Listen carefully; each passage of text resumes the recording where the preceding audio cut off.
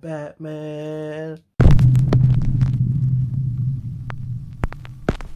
What's going on, everybody? Welcome back to another episode of JB versus the World. I'm your host, JB. Before I get started, I want to let you guys know to hit the bell, subscribe if you haven't already.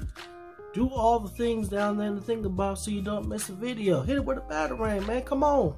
And in today's video, well, you see the title of it. I'm ranking Batman movies, so I'm doing my top 5 favorite Batman movies. I'm going to tell you why, which one made the rank where it is. And I got a couple of honorable mentions because Batman movies are just dope. Not all Batman movies, but some of them. You get the gist of it. But the general rule of this list is if Batman appeared in the movie, then it counts. So there you have it. I'm letting you guys know now that animated movies are also eligible, and that made making this list a lot harder, but I was up to the task, so yeah, let's begin. Now, coming in at number 5 is Batman Under the Red Hood. And the reason why this 2010 release makes the list is because as far as Batman stories go, it's the only one on this list that's an adaptation from a comic book, but it's just because it's really damn good. For those of you who don't know, Under the Red Hood is an adaptation of a comic book storyline where it begins where the second Robin, Jason Todd was captured by the Joker, beaten by a crowbar, and Batman, although he tried to save him, failed, and the warehouse that Jason was in blew up, presuming the kid to be dead. Now, years later, you see a mysterious vigilante now in Gotham called the Red Hood, taking out crime lords and other people in Gotham that are doing horrible things, and he's doing things in a way that Batman never could. And of course, Batman has to stop him because ain't no killing in Gotham on Batman's watch. And of course, anybody with half a brain could put together that the Red Hood is Jason Todd, and Batman has to confront his greatest failure as not just a vigilante, but, you know, as a parent as well. Bruce Greenwood did an excellent job during a number of DC animated movies as Batman, but it's really Jensen Ackles that really kills this movie. He is the Red Hood, and he is just the voice acting in this movie on his part is completely excellent. Now, you also have John DiMaggio as the Joker and Neil Patrick Harris as Nightwing, but this is really like a Jensen Ackles thing here. Like, he really knocked it out of the park. The movie is so good. I just recommend it to anybody. If you haven't seen it already, go see it, and if you have seen it, go see it again. Batman Under the Red Hood makes number 5. Coming in at number 4 on my list, Batman 1989. And of course we're gonna make this list. A lot of us, this is the first Batman movie that started it all for us, that made us fans. And if you're older, like Damone watching this, then this is probably the first Batman movie you watched that didn't have shark repellent. Michael Keaton is one of my favorite Batmans, but we all know that this is Jack Nicholson and his Joker. Like, everything about this movie was just iconic, and if you watch it now, even though a lot of things are dated, it still holds up as a movie, and it's just still so good. And then you got the Prince soundtrack, and you got Tim Burton directing, and like, I don't care what nobody says, this is the movie that made you a fan. If you're not a Batman fan for any other reason, this is it. As a child, this movie's so good, and it's still good, man, and it only goes up from here. So yeah, Batman 1989 comes in at number 4. All right, so coming at number 3 on the list, Batman Begins. It's the first movie in the Nolan trilogy, and this is just a solid movie. In my humble opinion, this is the best origin story of a Batman in live action. I know other people have done it, they've attempted it, they even tried it like in like other avenues, but I think this origin story and the story they built off of it, and it was just the best. And then the universe and the story, the whole trilogy rather, that started from here, it's just really good stuff. I've said it before and I'm saying it again, it's really good. Like, I feel like Christian Bale is the best Batman because I feel like he captures the duality of Bruce Wayne and Batman as separate characters, yet the same one at the same time. And he definitely like did that in this movie.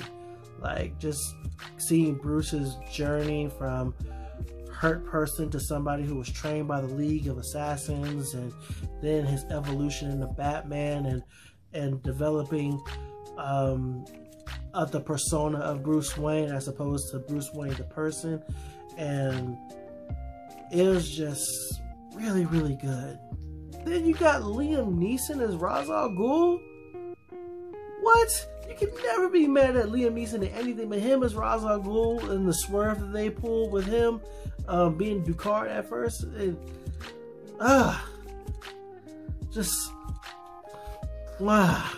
you throw in also Scarecrow with Cillian Murphy, and then you got the relationship with Jim Gordon with Batman that they've never had in any previous movie like that. That mimics and kind of mirrored the comics. It's just good. It's just good. Yeah, that's it. I'm not a fan of sequel hooks, but even at the end with the sequel hook that led to the introduction of the Joker, it was just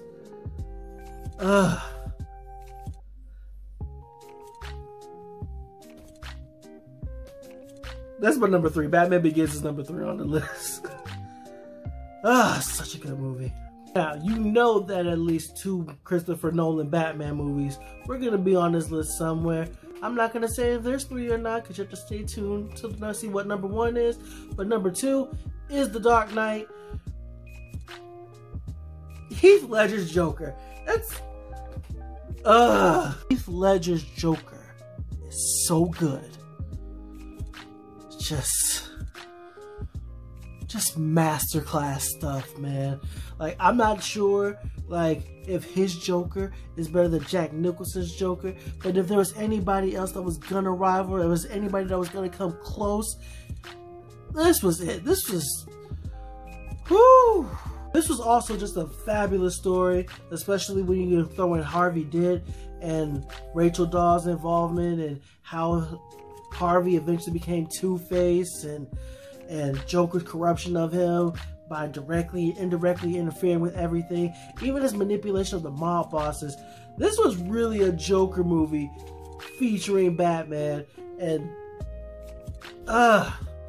this is the best live action Batman movie from start to finish, period. I don't care. I will fight you. This is it. Like, y'all don't really understand. Like, I could really gush over this movie all day. Like, it's in my top 5, my personal top 5. This movie is just so good. So good. So before I get into the top spot, here's a couple of honorable mentions. Don't at me. I said what I said with this list. Now, my first honorable mention is Batman Returns. This is the second Tim Burton movie, and the second and last movie done by Michael Keaton as Batman. This is the movie that started the trend of having 2 supervillains team up against the hero, with Danny DeVito's Batman and Michelle Pfeiffer's Catwoman. But there's also a secret third one with Christopher Walken's Max Schreck in the movie, and it's still a good movie. Like, it really paid me to keep this off this list. If I didn't have Under the Red Hood on this list, this would have been on it. It was that close.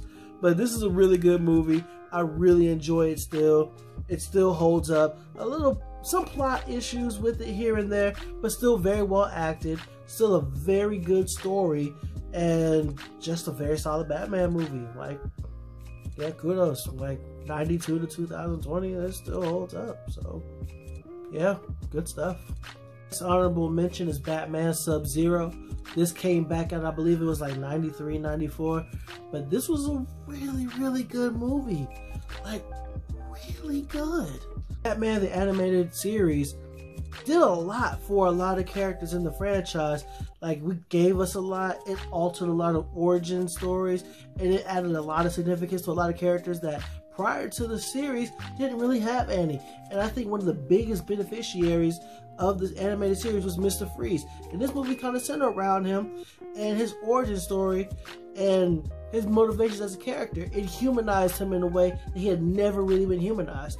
He was kind of a silly villain prior to this, like to the animated series, but Sub-Zero really knocked it out of the park and really brought it home and really made him an interesting and a very conflicted villain. And it's just really good. And if you haven't seen it, I recommend that you go see it. Like, it's still a good watch. Right. And finally, the moment you've been waiting for coming in at number 1 is Batman Forever. I'm just playing. Y'all couldn't do that with a straight face. By the way, Batman Sub-Zero was 1998, not 93. This was 1993. This is my number 1 pick. Batman Mask of the Phantasm is the best Batman movie. Fight me. This was a completely original story that had nothing to do with nothing. The Phantasm was an original character and probably one of the most interesting villains that Batman has low-key. The reason why the Phantasm is such a great character is because the Phantasm directly parallels Batman. And just knowing that how Bruce, if the wrong thing had happened, could have been the Phantasm and vice versa, and then the fact there's a love story involved, and they told the story in, I want to say the movie was like an hour, 15 minutes, not even a whole hour and a half. You got flashbacks to a young Bruce almost giving up being Batman before he became Batman because he fell in love and the love of his life had to leave before they... It's such a good movie. It's one of those hidden gems of a movie that nobody talks about. Like, and if I've never said it before, I've never said it again. Who's the best Batman? It's Kevin Conroy. Like, Christian Bale, he's the best live action Batman, but Kevin Conroy is the best Batman. He did his thing with this movie. Everything about Mask of the Phantasm is just, it's just worthy. And even though it was in theaters and nobody saw it, I wanted to see it as a kid. And I got to see it when I was a little bit older. I loved it then. I love it now. I popped it in and watched it about 2 weeks ago. And yeah, it's still great. Still. Even get a little bit of the Joker in this movie and how he ties into the origin story of the Phantasm, which also kind of indirectly ties into Batman's origin story as well.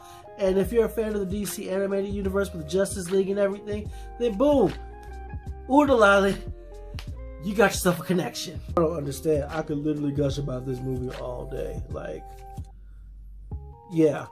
And I'm willing to fight anybody in the comments that says this is not the best Batman movie. So if you have a problem with it, bring it. Guys, what's up? Of course, this is just my opinions, that the right one or the wrong one is just mine. But let me know what yours are in the comment section and the thingamabob down below. Like, share, subscribe with your friends. Hit the bell for notifications so you don't miss a video. Go ahead and like me on Facebook. Follow me on Twitter if you don't already. And then Instagram as well. All those links are also down in the thingamabob down below. And don't forget JB versus the podcast is available on Spotify, Anchor, wherever you listen to your podcasts at as well. Everybody, ladies and gentlemen, and others, for watching this video, for making it this far. Trust that process. Take care of yourselves and each other. Ye Bombay! And I'm going to see you in the next one. JB out. You still here? Hey, if you like sports, check me out with Shooting the Sports-ish. I do a podcast with them every week talking about college football. So if you like college football, check me out over there with them. Follow them on Twitter at Shooting the Sports-ish. And I'm going to link them down below because me and my co-host Cam, we do some good work. So, yeah, show us some love, guys. Thanks.